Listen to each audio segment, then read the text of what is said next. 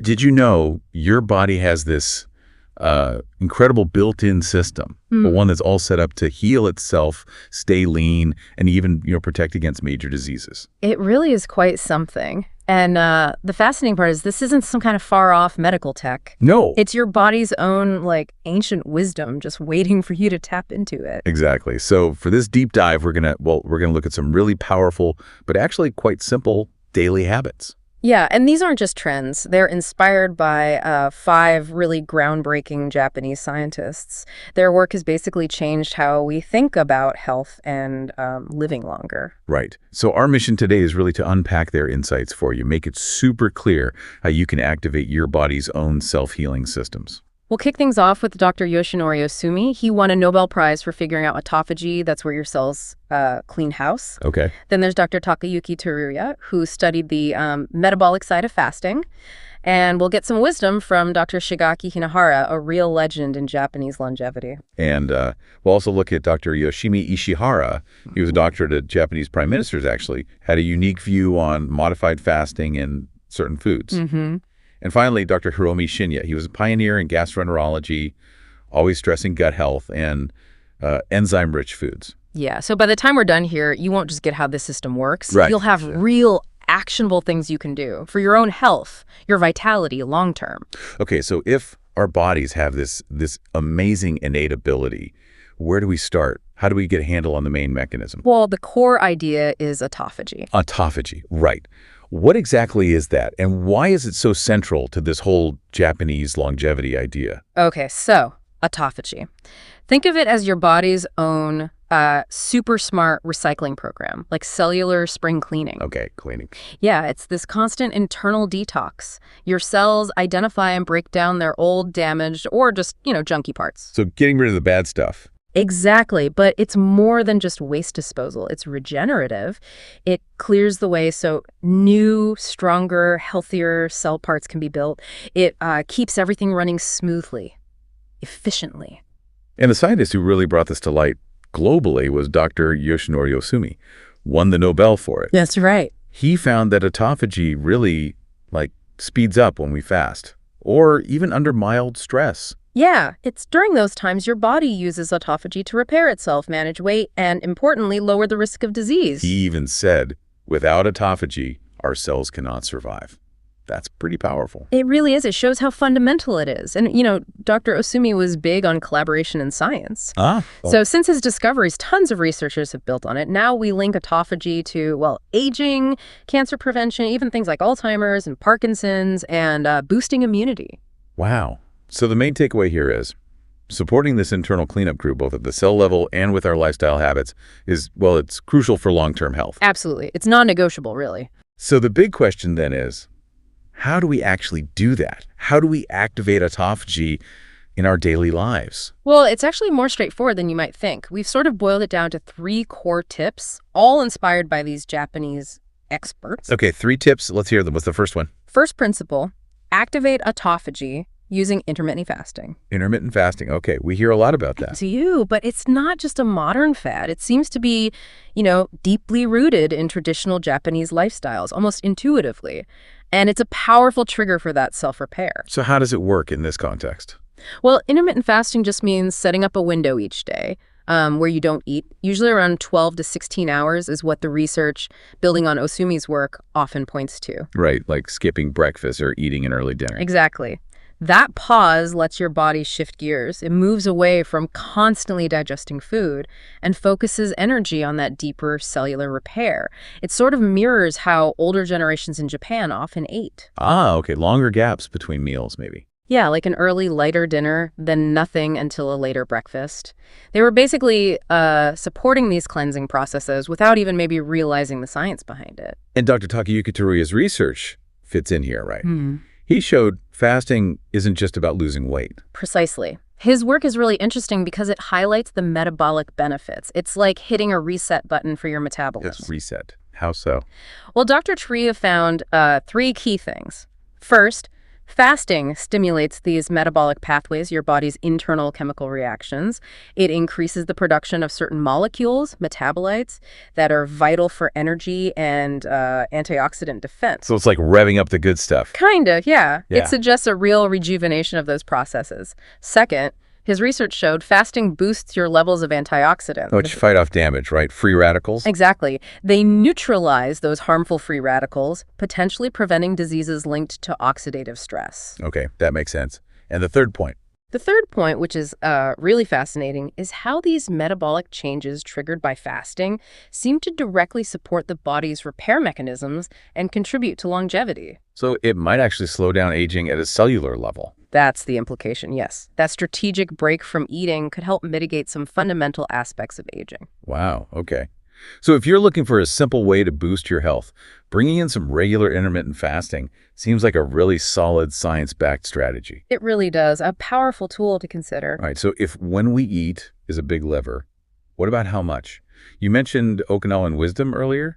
Tell us about hara, hachi. Ah, yes. Hara, hachi. It's a traditional saying from Okinawa. You know, Okinawa, one of those blue zones famous for people living exceptionally long lives. Right, lots of centenarians there. Exactly. And hara, hachi translates roughly to eat until you are 80% full.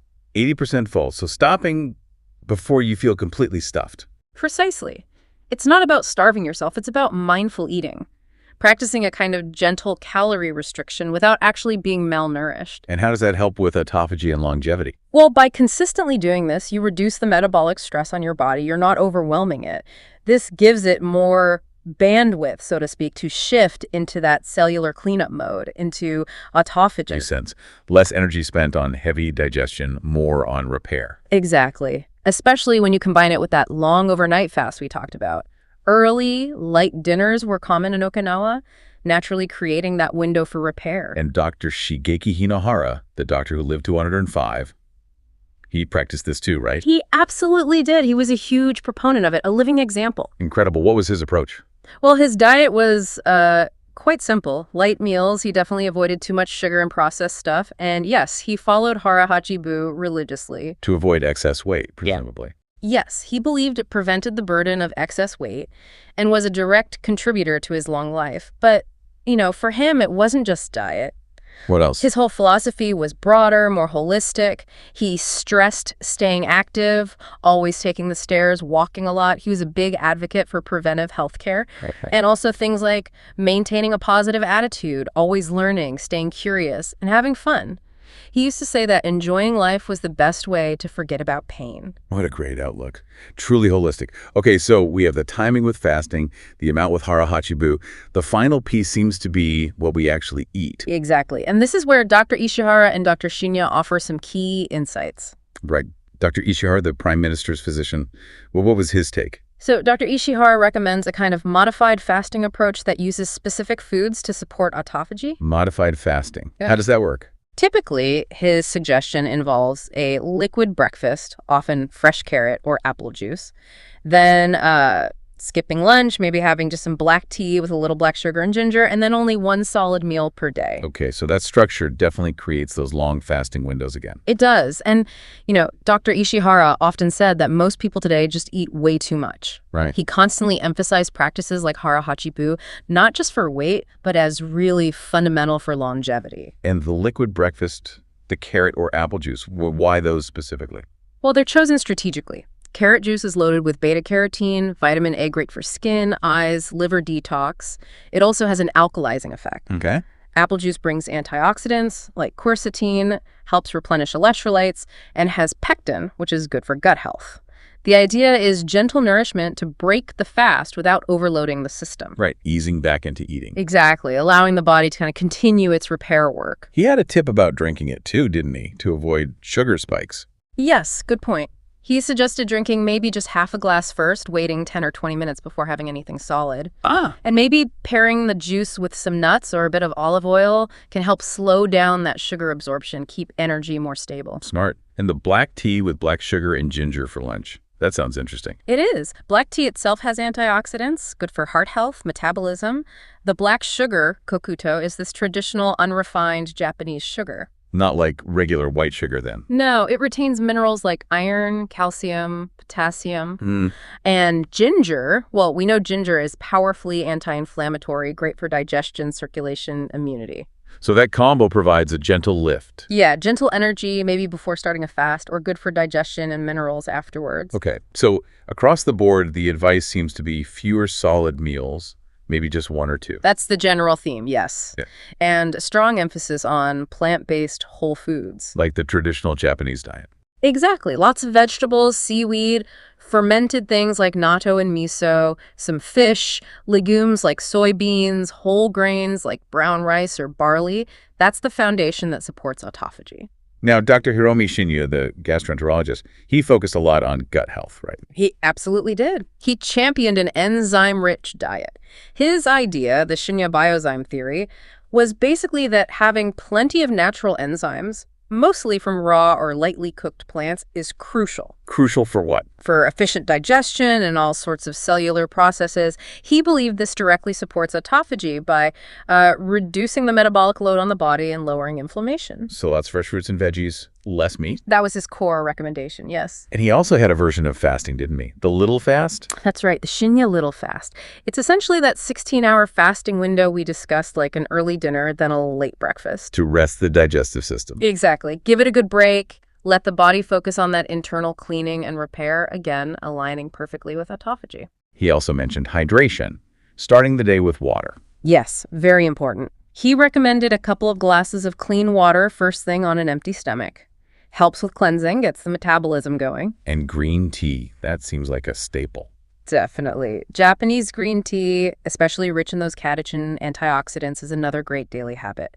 It can offer mild support for autophagy and just, overall health benefits. What's really striking is how all these experts seem to agree on what not to eat. Oh, absolutely. Universal consensus there. Avoid processed foods, avoid excess sugar. Why sugar specifically? Because refined sugars, white flour, things like that, cause big insulin spikes. And high insulin actually shuts down autophagy. It signals storage mode, not cleanup mode. Okay. That's a key point. And processed meats, additives. Yeah, they just don't fit into a healthy metabolic picture. They add stress, inflammation. Definitely things to minimize or avoid for supporting your body's natural processes. Okay, so let's try and wrap this up. To really activate this amazing self-healing system, you're looking at strategically using intermittent fasting, practicing hara, hachi, that mindful 80% full principle, right? And making consistent choices for whole, nutrient-rich foods while really cutting back on the processed stuff and excess sugars. And by doing that, you're basically letting your body do its natural repair work, leading to better long-term health and, well, vitality. That's the core message. You're empowering your body's own systems. What really stands out is these aren't super complicated high-tech things. Not at all. They're simple. Really, almost ancient, intuitive practices that modern science is now validating. Yeah, it really makes you think, doesn't it?